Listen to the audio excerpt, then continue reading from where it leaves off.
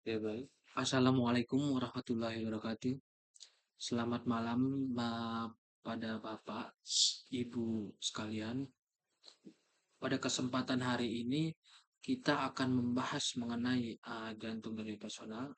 Sebelumnya perkenalkan, nama saya adalah Riko Syaputra Cipro. Saya adalah mahasiswa BSI jurusan Sistem Informasi. NIM saya adalah 19252629.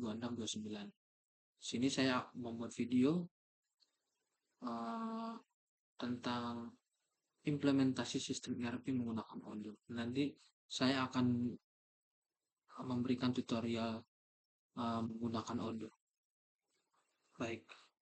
Uh, jadi transformasi bisnis melalui ERP dan Odoo di era digital ini, kecepatan dan keakuratan bukan lagi sebuah pilihan, melainkan keharusan untuk tetap kompetitif. Mari kita lihat bagaimana sistem ini membawa bisnis kita ke level berikutnya.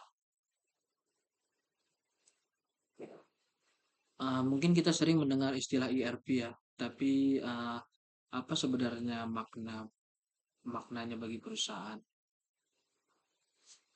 Bayangkan jika selama ini departemen penjualan gudang dan keuangan bekerja di pulau yang terpisah. ERP datang untuk membangun jembatan di atas pulau-pulau tersebut. Secara sederhana, ERP mengintegrasikan seluruh proses bisnis ke dalam satu platform dengan basis data terpusat. Kita juga tidak perlu lagi menginput data yang sama berulang kali. Semuanya tersinkronisasi secara real time, sehingga keputusan yang diambil oleh manajemen didasarkan pada data yang akurat dan terkini. Oke. Lalu mengapa investasi ERP itu penting? Ada 4 nilai utama yang akan kita dapatkan. Poin yang pertama ialah efisiensi biaya. Efisiensi biaya kita bisa mengotomatisi tugas-tugas manual yang memakan waktu. Jadi waktu kita lebih lebih tepat gitu, tidak ada yang terbuang. Poin yang kedua itu akurasi data. Akurasi data itu seperti mengurangi risiko kesalahan manusia atau data ganda yang sering terjadi di sistem manual. Dan poin yang ketiga adalah skalabilitas. Skalabilitas ERP dirancang untuk masa depan. Saat bisnis kita bertumbuh, sistem ini ikut tumbuh tanpa perlu mengganti infrastruktur dari nol. Selanjutnya poin keempat itu adalah kepatuhan. Kepatuhan sistem ini secara otomatis mencatat audit trail, maksudnya audit trail dan memudahkan kita dalam pelaporan pajak maupun standar akuntansi. Di antara banyak pilihan sistem ERP, mengapa kita memilih Odoo? Kuncinya adalah fleksibilitas. Odoo menggunakan pendekatan moduler yang atau artinya kita tidak perlu mengaktifkan semua fitur sekaligus. Kita bisa mulai dari paling dibutuhkan, misalnya seperti modul akuntansi atau CRM dulu, lalu baru setelah itu menambah modul-modul lain seiring kebutuhan, ya, seiring kebutuhan kita tambahkan modul yang akan kita tambahkan sesuai kebutuhan yang kita inginkan.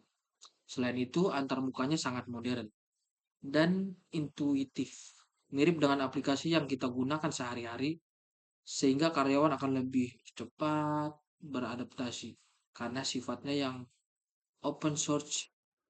Odoo juga sangat memungkinkan untuk diskostomisasi sesuai proses bisnis unik yang kita miliki.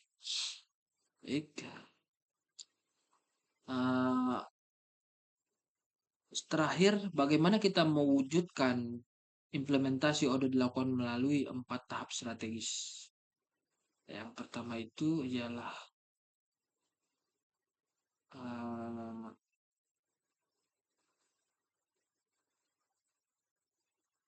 discovery.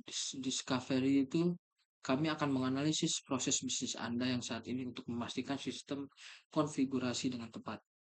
Kedua, prototyping. Kami membangun model sistem dengan menyesuaikan fitur-fitur khusus. Ketiga, testing. Testing di sinilah staf Anda akan mencoba sistem UAT untuk memastikan semuanya berjalan lancar sebelum benar-benar digunakan. Dan keempat, go live, proses pemindahan data akhir dan peluncuran resmi di mana kami tetap mendampingi hingga tim Anda benar-benar mandiri. Dengan langkah-langkah yang terukur ini, kita meminimalkan resiko kegagalan dan memaksimalkan ROI dari investasi teknologi.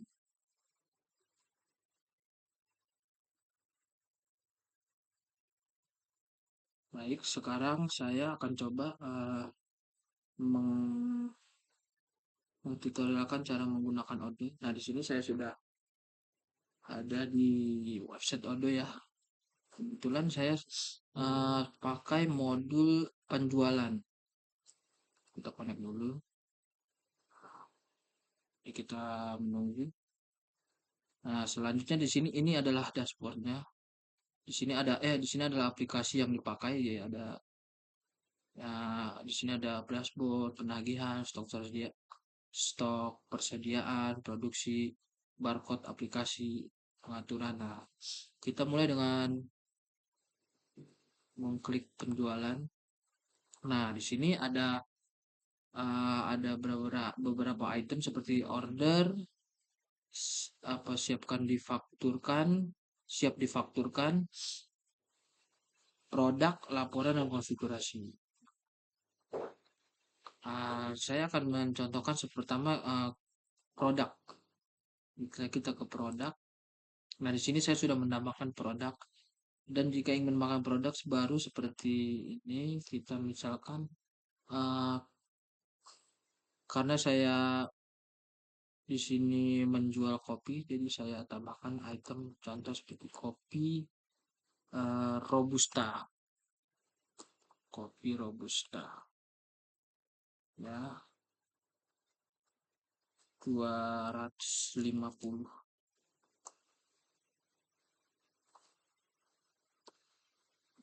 gram. Di sini ada penjualan, harga, stok persediaan. Nah, nanti kita tambahkan di sini misal harga dua barang ialah 50 ribu. Sini ada otomatis ada pajak penjualnya. Nah, modal kopi ini misalnya saya beli dari sananya itu sekitar 35.000 untuk 450 gram. Di sini ada kategorinya good, expenses dan service. Good, di sini ada referensi. Di sini ada barcode.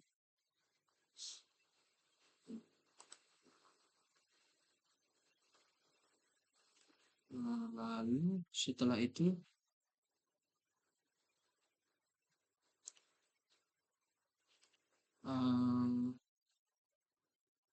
kita rekomendasikan kopi-kopi yang sebelumnya saya tambahkan seperti jadi nanti di optional produk ini ada seperti kopi-kopi yang lainnya ya kayak Piberi, Luwak, tambahkan aja semuanya. Oke, semi wash, Arabica Gayo.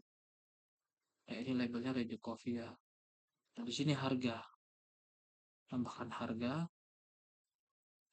Ini harga tetap. Harga tetapnya ialah 50.000 per unit. Kuantitas ialah satu ya.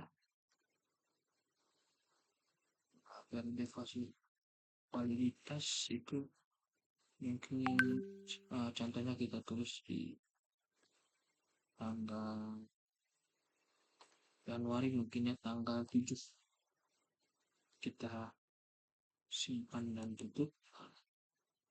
Oke, kita lanjut ke stok persediaan. Nah, di sini stok persediaannya, karena kita belum tambahkan di stok persediaan, nanti kita akan ke menu itu. Nah, seperti ini, produk akan otomatis akan muncul di sini ya. Nah, ini dia kopi robusta. Kita tambahkan fotonya.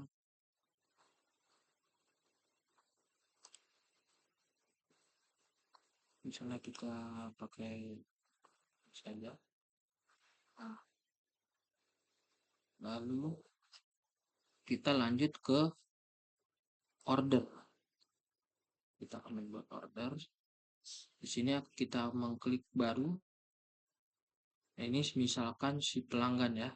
Di sini ada pelanggan. Saya sudah memasukkan pelanggan. Kita contoh saja yang membeli adalah dari kafe, tentang kita kafe ya. Nah, di sini ada tambahan produk. Di sini ada add exception, tambah catatan atau katalog.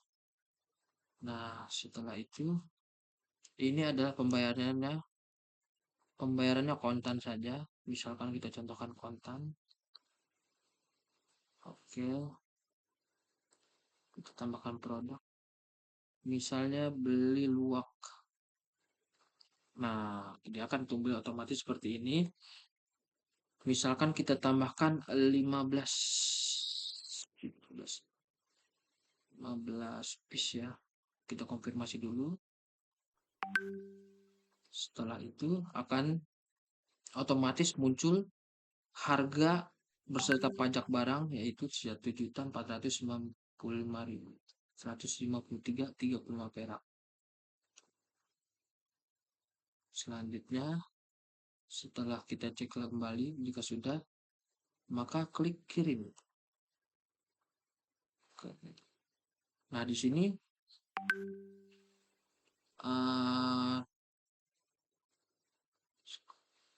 kepada tentang kita memberikan tagihan, seperti tagihan kirim ke dia. Setelah dia memesan, kita mengirim tagihan barang yang telah dibeli oleh konsumen kita. Kita kirimkan tagihan kepada dia. Oke, jika sudah dikirim, akan lanjut ke penawaran terkirim. Setelah orderan penawaran terkirim, pelanggan tentang kafe, tentang kita kafe. Oke, kita konfirmasi. Oke, setelah kita berikan tagihan, maka kita siap buatkan faktur. Oke, kita buat faktur reguler. Tanggal faktur yang tanggal hari ini, pembayaran kontan ya, 15 piece, harganya sudah betul. Lalu kita konfirmasi. Setelah konfirmasi, di sini sudah terekam ya, sudah terekam. Nah, di sini ada invoice pelanggan tentang kita kafe. Ini alamatnya, tanggal faktur, pembayaran kontan. Nah, di sini lagi jumlah yang telah dipesan. Jika ingin mencetak, kita klik cetak. Nah, nanti akan timbul seperti tampilan berikut. Nah, kita bisa klik. Nah, ini adalah faktur invoice-nya. Kita bisa kirim ke tentang kita cafe. Selanjutnya, jika sudah dikirim, lalu dia klik bayar dulu, bayar terlebih dahulu. Manual payment.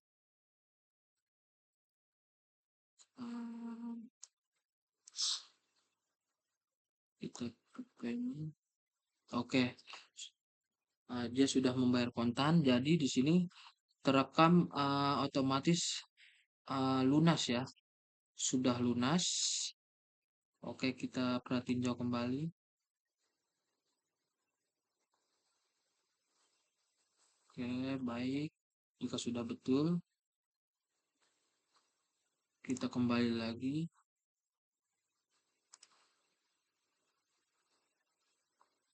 Kita kirim. Kita kirim ke email tentang kita cafe ini. Invoice-nya kita kirim berbentuk PDF ya.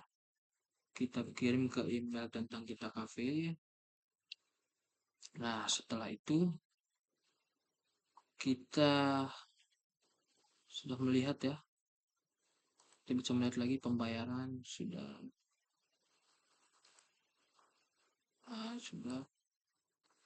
Nah, di sini ada fakturnya juga. Selanjutnya kita lihat. Nah, sudah terekam ya. Lalu kita kirim.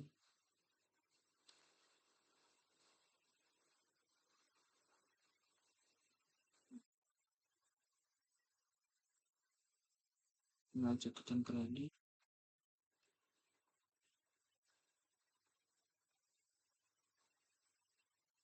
Terus sini ada laporannya penjualan. Nah, jumlah penjualan di sini ada Desember. Di bulan Desember ini ada 38.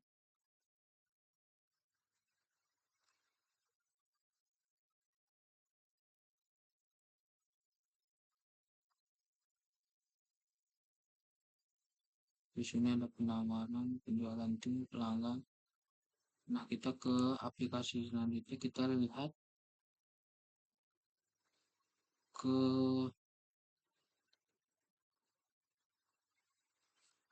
penjualan lagi. Nah, di sini adalah order penjualan. Sudah penjualan kita apa bahwa si pelanggan telah mengorder kepada kita dan berhasil gitu. Dan status pengiriman. Di sini ada status pengiriman. Status pengirimannya ialah tanggal terjadwal 31 Desember jam 19.17. Nah, di sini kita bisa ini adalah dari pelanggan ya. Bisa melihat pergerakan di sini. Kita lihat bisa melihat validasi. Kan melakukan pesanan pengirim pesanan teks SMS menggunakan untuk pengaturan di inventaris dengan mengklik nonaktifkan SMS.